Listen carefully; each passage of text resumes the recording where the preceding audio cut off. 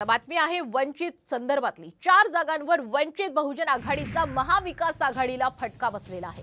उत्तर पश्चिम मुंबई, अकोला, हातकणंगले आणि बुलढाण्यामध्ये वंचितने दिलेल्या उमेदवारीमुळे मवियाला मोठा फटका बसल्याचंही पाहायला मिळालेलं आहे। वंचितला आघाडीमध्ये सहभागी करून घेण्यासाठी मवियाचे नेते आग्रही होते।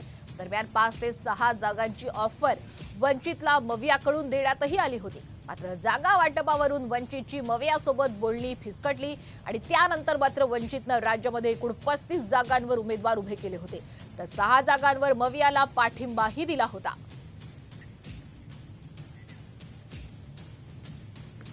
तर वंचितचा मवियाला फटका कोणत्या मतदारसंघात बसला आपण पाहूयात। उत्तर पश्चिम मुंबई जिथे अमोल कीर्तिकर हे ठाकरे गटाचे उमेदवार होते, 48 मतांनी त्यांचा पराभव झालाय। तर वंचितचे परमेश्वर रणशूर 10,000हून अधिक त्यांना मतं मिळाली आहेत। यानंतर अकोल्यामध्ये स्वतः प्रकाश आंबेडकर हे उभे होते, त्यांनी 2 लाखांहून अधिक मतं घेतली।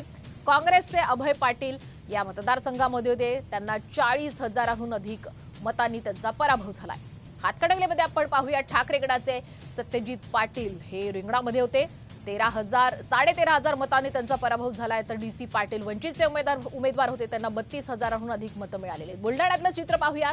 ठाकरे गटाकडून नरेंद्र खेडेकर मैदानामध्ये होते, 29,000हून अधिक मतांनी त्यांचा पराभव झाला। तर वंचितचे वसंतराव मगर या ठिकाणी त्यांना 98,000हून अधिक मतं मिळालेली आहेत।